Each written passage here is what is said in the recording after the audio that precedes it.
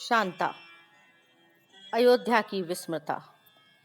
व्यास नदी का तट। कुलंत पीठ में अभी सुबह होने वाली है। कुछ ही देर में दूर हिमालय की चोटियों से सूर्य अपनी किरणों से रोशनी बिखेर देगा और व्यास नदी का पानी पिघली चांदी की धार के समान दिखने लगेगा। शांता के आश्रम से सारे दृश्य साफ दिख रहे हैं। दो पर्वत शिखरों के बीच से ऐसा दृश्य उत्पन्न हो रहा है मानो शिवजी की जटाएं बिखरी हों। बादलों ने शिवजी के मुख का रूप ले लिया हो। शांता को सहसा शिव मुखा याद आ जाता है। समीप शांता के पति महर्षि ऋष्य श्रृंग भी पद्मासन की मुद्रा में बैठे हैं। देवी, कुछ भय है? महाप्रयाण का समय समीप है। नहीं महर्षि, शांता के चेहरे पर स्मित हास्य है। देवी, सन्यासी तो मृत्यु का भी उत्सव मनाते हैं, क्योंकि मृत्यु जीवन का अंत नहीं, बल्कि यह तो जीवन का उत्थान है। यह भय क्यों है देवी? ऋषि श्रृंग मुस्कुराकर पूछते हैं। शांता मृत्यु से भयभीत नहीं है, पर अतीत की सारी घटनाएं एक एक कर मस्तिष्क के रंगमंच पर क्रीड़ा कर रही हैं।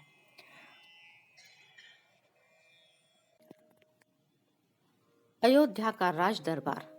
आज अयोध्या नरेश दशरथ को देवराज इंद्र का पत्र आया है। उन्होंने तुत्सु राजा दिवोदास की सहायता करने का निवेदन किया है। दिवोदास और शंबर के बीच लगभग 40 वर्षों से युद्ध चल रहा है। इतने वर्षों से दिवोदास अकेले ही शंबर से लोग ले रहे हैं। संघर्ष सिर्फ जमीन का नहीं है, लड़ाई पानी के अधिकार की भी है। शंबर ने परुष्णी नदी के पानी की धार पर ही अपना कब्जा जमा लिया था। परिणाम स्वरूप देवोदास की प्रजा में पानी के लिए त्राही त्राही मच गई थी। वैसे तो देवराज इंद्र धरती पर राजाओं की आपस की लड़ाई में तटस्थ रहते हैं, पर नदी की धारा को मोड़ना इंद्र को रास नहीं आया। पानी पर कोई अपना नियंत्रण करे, यह इंद्र के लिए असहनीय है। यही कारण है कि इंद्र को इस लड़ाई में देवोदास का साथ देना था। पत्र मिलते ही राजा दशरथ ने अपने मंत्रिमंडल की आपात बैठक बुला ली है। सभी को नंदीग्राम स्थित महल में इकट्ठा होना है। प्रजा में भी कुछ असुरक्षा व संदेह उत्पन्न ना हो, इसलिए ऐसे विषयों में गोपनीयता बरती जाना जरूरी है। दशरथ जब पहुंचे तब उनके साथ कूटनीतिक सलाहकार मुख्यमंत्री सुमंत भी मौजूद थे। इंद्र का पत्र पढ़ा गया, जिसमें उन्होंने शंबर के साथ चल रहे युद्ध में दशरथ से शीघ्र मदद मांगी थी। शंबर ने अपने कौशल से राज्य का बहुत विस्तार कर लिया था। पहाड़ी क्षेत्र में गोपनीय तरीके से 99 दुर्ग बनाकर रखे हुए थे। दुश्मन सेना पर हमला करने के बाद किसी भी दुर्ग में शंभर अंतर्ध्यान हो जाता था।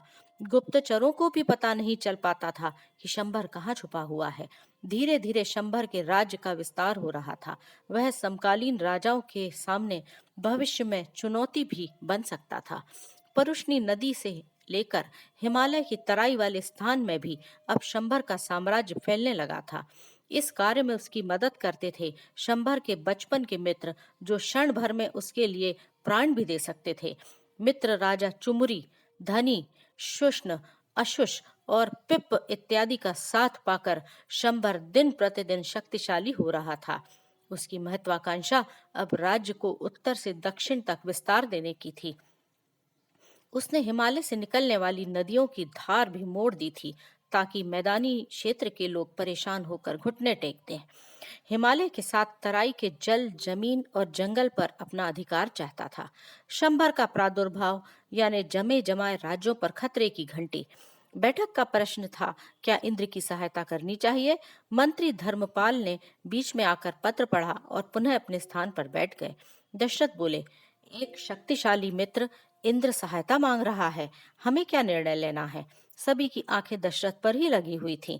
दशरथ ने कहा, अयोध्या के हित को ध्यान रखते हुए अपना मत प्रकट करें। सबसे बड़ा प्रश्न है कि दिवोदास और शंभर के बीच चल रही पुरानी लड़ाई में इंद्र की रुचि क्यों जागृत हो गई है। इसका उत्तर सभी के पास है, पर बोलना कोई नहीं चाहता। पृथ्वी पर कोई भी राजा इतना शक्तिशाली न हो कि वह इंद्र पद का दावेदार हो जाए। महामंत्री दृष्टि खड़े हुए और बोले, मैं सोचता हूँ युद्ध किसी समस्या का हल नहीं। महाराज, दो लोगों के अहंकार की लड़ाई में अयोध्या की जन धन हानि होगी, इसलिए मैं इंद्र की सहायता करने के पक्ष में नहीं हूँ। इंद्र को न कहने का साहस किसे है? इंद्र ने पृथ्वी के एक छोटे भूभाग के राजा दशरथ को इस योग्य समझा। यह महान गौरव की बात है। वैसे भी रघुवंश की परंपरा है, किसी की अपेक्षा भंग न हो जाए, इसलिए इंद्र की मदद करना अयोध्या का कर्तव्य है। महामंत्री सुमंत एक जगह बैठकर सभी मतों को भोजपत्र में लिखते जा रहे थे। मंत्री राज्यवर्धन का मत था, यदि हमने दूसरे की मदद नहीं की तो हमारी जरूरत पर सहायता के लिए कौन आएगा? अकोका का मत कुछ अलग था। उनका कहना था, इस नए राजा के उद्भव से बहुत सारे राज्यों का अस्तित्व ही खतरे में आ जाएगा। जिस तरह से उसने अपने नवीन युद्ध कौशल और प्रणाली से बहुत ही कम समय में अपना राज्य इतना विस्तृत कर लिया है, वह मौजूदा राज्यों के लिए चिंता का विषय है। अनेक पुराने राजघराने नष्ट हो सकते हैं। महामंत्री विजय कम बोलते हैं, उनके अक्षर छोटे होते हैं। वह मस्तिष्क में चिंतन मनन के उपरांत ही एक शब्द में उत्तर देते हैं। सहसा उठे और दशरथ के सामने बोले, हाँ, हमें इंद्र की मदद करनी चाहिए। सेनापति भी सभा में है, लेकिन उनके पास निर्णय का अधिकार नहीं होता है। राजा और सलाहकार ही तय करते हैं युद्ध कब और कहाँ होना है। उसे तो सिर्फ आज्ञा का पालन करना होता है। युद्ध भूमि का यथार्थ सिर्फ सेनापति ही जानता है। युद्ध में विजय का मुकुट राजा पहनता है, पर हार के लिए जिम्मेदार सिर्फ सेनापति ही होता है। यह एक कटु सत्य है। मंत्रणा कुछ ज्यादा ही लंबी चल रही थी और सेनापति अधीर हो रहे थे। सेनापति ने खिड़की से बाहर वेधशाला से झांक कर देखा तो एक प्रहर से ज्यादा बीत गया है, पर अभी तक निर्णय नहीं हुआ। आखिर उनसे रहा नहीं गया। वह बोले, राजन, निर्णय शीघ्र हो जाता तो सेना को तैयार करने में मुझे सुविधा हो जाती। वस्तुतः विषय ही ऐसा है कि निर्णय में विलंब हो रहा था। सुमंत का मानना था, जिस गति से मैदानी इलाके में शंबर अपना विस्तार कर रहा है, कल को अयोध्या पर भी आक्रमण कर सकता है। इसलिए जरूरी है कि उसे पहले ही रोक दिया जाए। उसका स्वप्न है कि सुदूर दक्षिण समुद्र तक उसका राज्य हो। सुमंत वैसे तो वरिष्ठता क्रम में दशरथ के 8वें मंत्री हैं, पर दशरथ इन दिनों सबसे ज्यादा भरोसा उन पर ही कर रहे हैं। आखिर युद्ध के पक्ष में निर्णय हुआ और सभा समाप्त हो गई। दशरथ राजमहल की तरफ आ गए। अयोध्या का राजमहल। पिता को देखकर 5 साल की नन्ही शांता दासी का हाथ छोड़कर दौड़ के आ गई। दशरथ उसे गोदी में उठाकर धीरे धीरे सीढ़ियां चढ़ने लगे। बचपन कितना अबोध होता है, कितना निश्चल, कितना पवित्र। उन्होंने शांता को हर सुख देने की कोशिश की है। दशरथ के जीवन में अनेक अप्सराओं के प्रेम निवेदन आए, पर उन्होंने ठुकरा दिए। उनके साथ बचपन में जो हुआ, वे नहीं चाहते थे उनकी संतान के साथ भी यह हो। जितनी बार वे अपनी लाडली एकमात्र पुत्री को देखते हैं, उन्हें अपना एकाकी बचपन याद आ जाता है। अप्सरा इंदुमती और उसके प्रेम में लीन राजा अच की संतान दशरथ ने माता पिता दोनों को बचपन में ही खो दिया था। उनकी माता इंदुमती एक अप्सरा थी। दशरथ जब मात्र 8 महीने के थे, तभी माता इंदुमती का देहांत हो गया था। पिता अज अपनी पत्नी अप्सरा इंदुमती के विरह में इतने दुखी हो गए कि राजपाट व परिवार छोड़कर वन में चले गए थे। माता पिता का प्रेम क्या होता है, यह दशरथ ने कभी जाना ही नहीं। मातृ पितृहीन बालक कहीं पथ भ्रष्ट न हो जाए, इसीलिए गुरुओं ने सदैव कर्तव्य और संस्कार की कड़वी घुट्टी ही पिलाई। सौतेली बड़ी बहन सुकीर्ति का स्नेह व त्याग ही दशरथ के नीरस जीवन में सतत प्रेरणा देता रहता था। आज के मंत्रियों ने हमेशा ही अपने कुल गौरव को याद दिलाया, ताकि दशरथ भूले नहीं वह किस कुल में जन्मे हैं। राजकीय देखरेख में उनका पालन पोषण हुआ और 18 वर्ष की उम्र में तो राज्य प्रजा का भार अपने कंधों पर ले लिया। अब अयोध्या के अस्तित्व और गौरव को वापस लाना ही उनका परम कर्तव्य है। राजा दशरथ ने युद्ध भूमि और जीवन में अनेक युद्ध लड़े हैं। वह एक मजबूत शासक और योद्धा है। जिस उम्र में राजकुमार विद्याध्ययन, आखेट, आमोद प्रमोद और विलास करते हैं, उस उम्र में दशरथ को राजपाट की जिम्मेदारी लेनी पड़ी। तब से दशरथ कभी थके नहीं, रघुकुल का गौरव उन्होंने समस्त जम्बू द्वीप में फैला दिया। पर इस बार शंबर इंद्र के युद्ध में उन्हें जाना विचित्र प्रतीत हो रहा है। शंबर और दशरथ की प्रत्यक्ष में कोई लड़ाई नहीं, वह न तो मित्र है न शत्रु है, पर युद्ध में इंद्र की सहायता देने का निर्णय हो चुका है। भोजन के उपरांत दशरथ को निकलना है। तीनों रानियां दशरथ के विचारमग्न चेहरे को देखकर चिंतित हो गईं। कैकेयी पूछती है, राजन, आपके मन में कुछ है? हाँ महारानी, यह युद्ध विचित्र है। इस नए तरह के छुपने छुपाने व छापामार युद्ध का मैं अभ्यस्त नहीं। महाराज, सुना है वह रूप बदलकर गायब हो जाता है और अचानक आक्रमण कर देता है, सुमित्रा कहती है। दशरथ ने स्वीकारोक्ति में सिर हिलाया। क्यों ना आप अंग देश के राजा रोमपाद को भी साथ ले जाएं? यह प्रस्ताव कौशल्या का था। इस प्रस्ताव से दशरथ का चेहरा चमकने लगा। कैकेयी और सुमित्रा के चेहरे पर भी राहत आ गई। दशरथ के परम मित्र होने के साथ साथ कौशल्या की बड़ी बहन वर्षिणी के पति भी हैं। तत्काल दूत के द्वारा रोमपाद की राजधानी चंपापुरी में संदेश भेज दिया गया कि सेना के साथ यमुना तट पर मिलें। मैं भी आपके साथ चलूंगी, इस युद्ध में आपकी सारथी बनूंगी, कैकेयी आग्रह पूर्वक कहती है। दशरथ के पास न कहने की गुंजाइश नहीं थी। कैकेयी शक्ति का पुंज है, इसमें कोई संदेह नहीं कि उसके साथ रहने से संबल ही मिलेगा। पर पास में खड़ी मंथरा के माथे पर चिंता की लकीरें उभर आईं। मातृहीन कैकेयी को मंथरा ने ही बड़ा किया है। वह अपनी राजकुमारी का स्वभाव बचपन से जानती है। हमेशा सबकी सहायता को तत्पर रहने वाली कैकेयी युद्ध में अपनी जान की भी परवाह नहीं करेगी। रानी कैकेयी 7 भाइयों की इकलौती बहन थी। छल कपट से दूर कैकेयी निश्चल मन की थी। तभी तो दशरथ की तीसरी पत्नी के रूप में अपनी प्रिय बहन को विदा करते समय भाइयों की आंखें भर गई थीं और मंथरा को कैकेयी के साथ अयोध्या भेज दिया गया।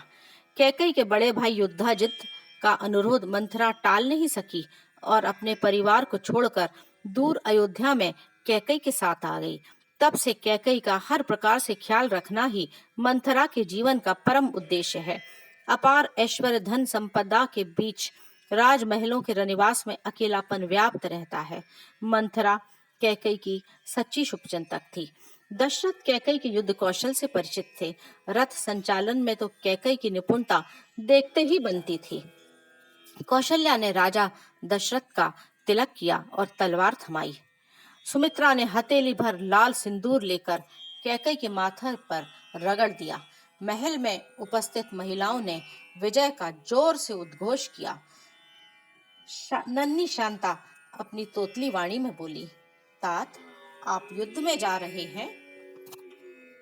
हाँ पुत्री, दशरथ ने स्नेह से शांता को देखा। ये तो ले जाइए तात। अपने नन्हे हाथों से थामी हुई एक पोटली दशरथ के हाथ में थमा दी। दशरथ ने झुककर हंसते हुए रेशमी पोटली अपनी सैनिक पोशाक में रख ली। तात, जल्दी आना।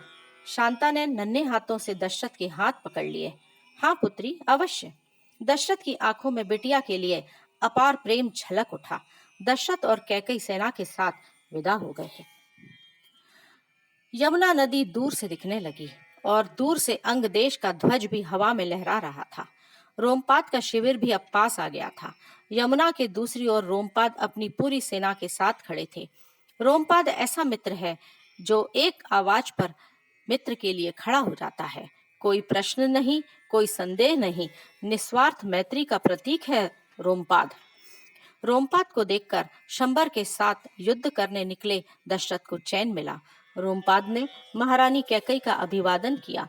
रोमपाद की पत्नी वर्षिणी और कौशल्या बहनें हैं। इस लिहाज से वर्षिणी ने भी सदैव कैकेयी और सुमित्रा को अपनी बहन ही माना है। दशरथ की सेना ने भी नावों में बैठकर यमुना नदी पार कर ली। तराई में इंद्र का गुप्तचर मिल गया। उसने दशरथ को मानचित्र दिया और उसी के अनुसार व्यूह रचना कर ली। इंद्र की सेना ऊपर से आक्रमण करेगी और हिमालय के नीचे शंबर को रोकने का प्रयास दशरथ की स्थलीय सेना करेगी। सेना आगे आगे बढ़ने लगी और जैसे जैसे आगे बढ़ती जा रही थी, ठंड भी बढ़ती जा रही थी। दूर से आसमान को छूने वाली चमकीली ढकी चोटियां नजर आने लगीं और पास आने पर ऊंचे पहाड़ों को काटती हुई गहरी घाटियों में बहती तेज नदियां भी दिखने लगी। हिमाच्छादित सफेद चोटियों से सूर्य की किरणें परावर्तित होकर आंखों में चकाचौंध करने लगी। सेना आगे बढ़ती जा रही थी। गुप्तचर ने बताया, हिमवंत भाग में शंबर की सेना अलग अलग भागों में बैठी हुई है।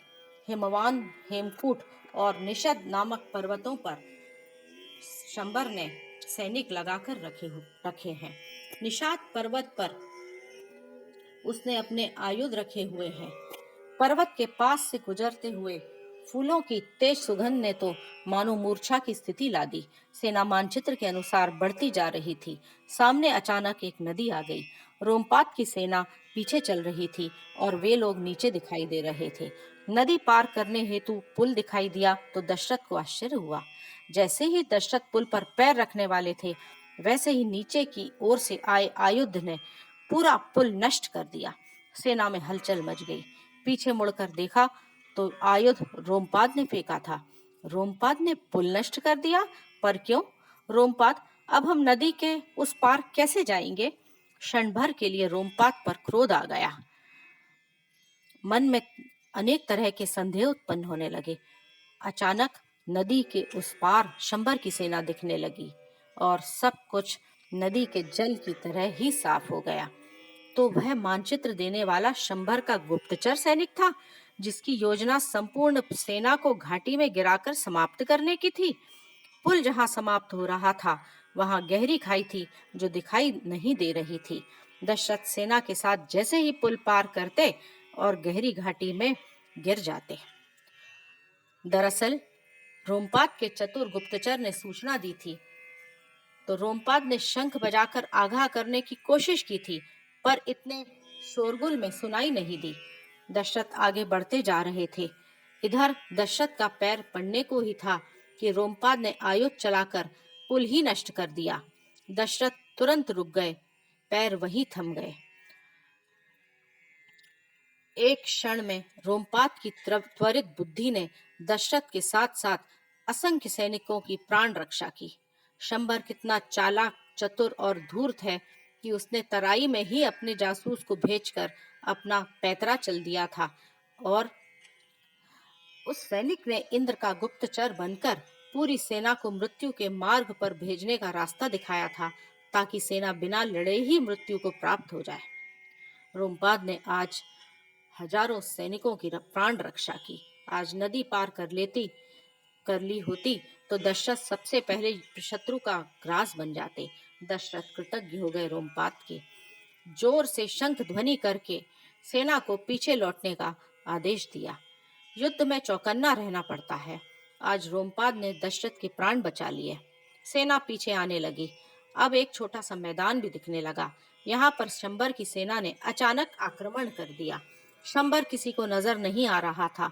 वस्तुतः वह इतनी तेजी से एक स्थान से दूसरे स्थान पर कूच कर लेता कि शत्रु क्या, उसके सैनिकों को भी पता नहीं चलता।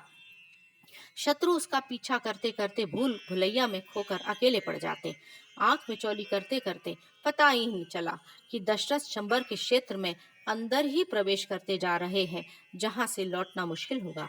दशरथ को अंदाजा ही नहीं था कि वे धीरे धीरे शंबर की माया नगरी में प्रवेश कर गए हैं। एक दुर्ग में दशरथ और कैकई ऐसे फंसे कि बाहर निकलने का मार्ग ही समझ में नहीं आ रहा था।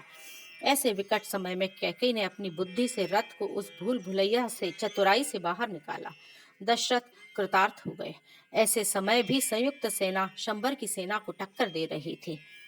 शंबर की सेना को भारी नुकसान हो रहा था। इंद्र के अस्त्र आकाश से वार कर रहे थे। यह धरती आकाश दोनों से आक्रमण झेल रहा था।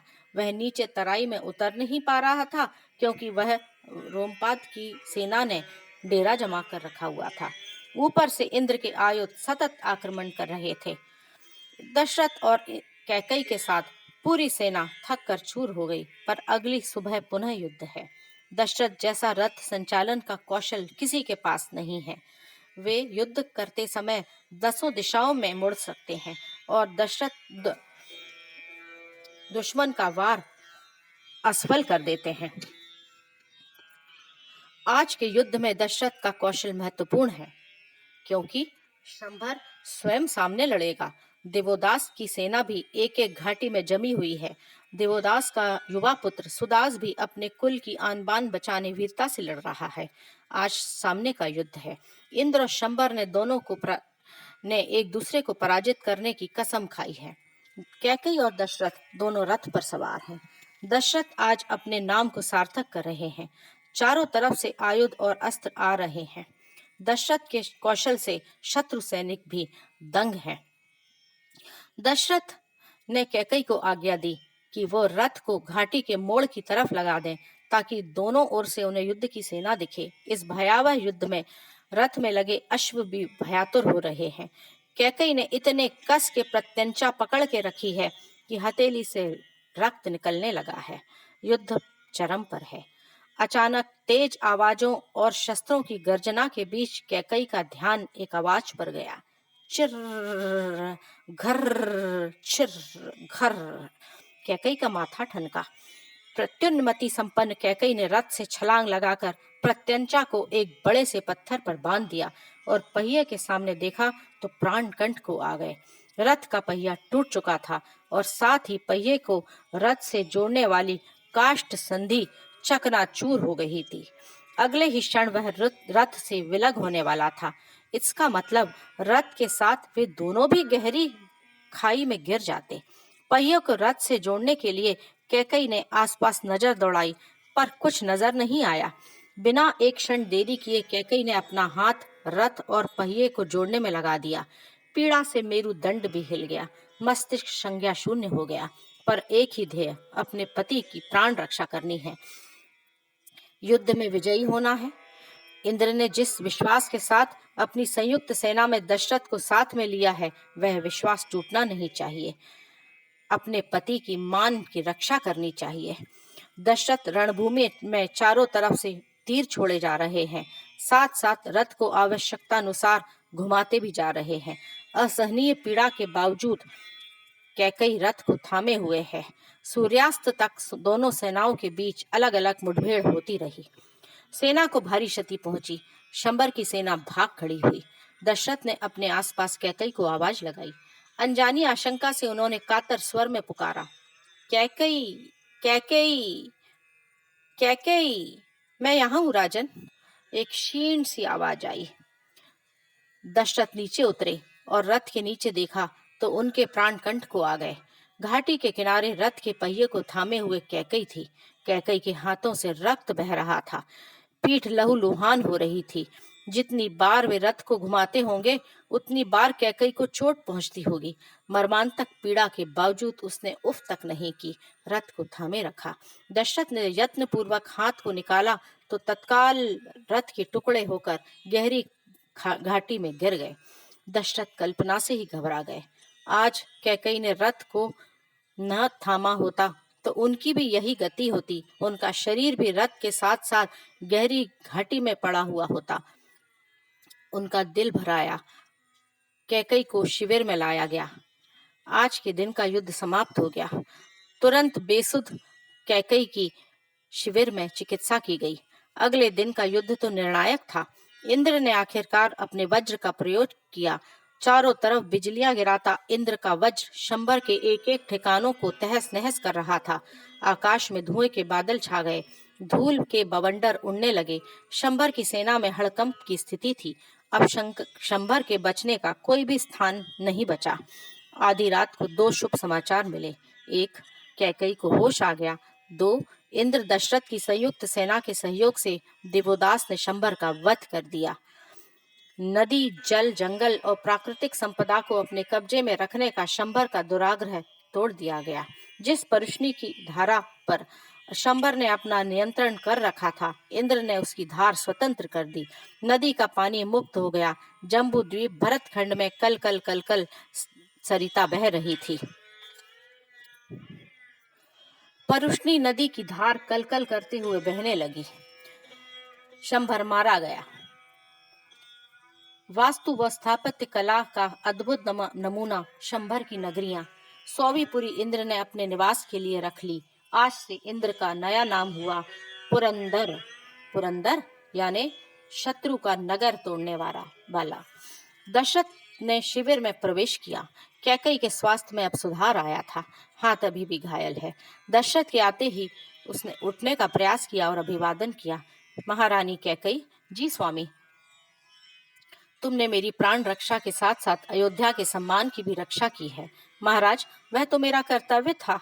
इस महायुद्ध की जीत ने दशरथ को एक अलग उत्साह और आत्मविश्वास से भर दिया है। यह आत्मविश्वास कब सीमा पार कर अहंकार के क्षेत्र में पहुंचने लगता है, पता नहीं पड़ता। तुम्हारे दो उपकार हैं कैकई, दो वरदान मांग लो। स्वामी, मेरे पास सब कुछ है, मुझे कुछ नहीं चाहिए। मैंने तो सिर्फ अपने पत्नी धर्म का पालन किया है।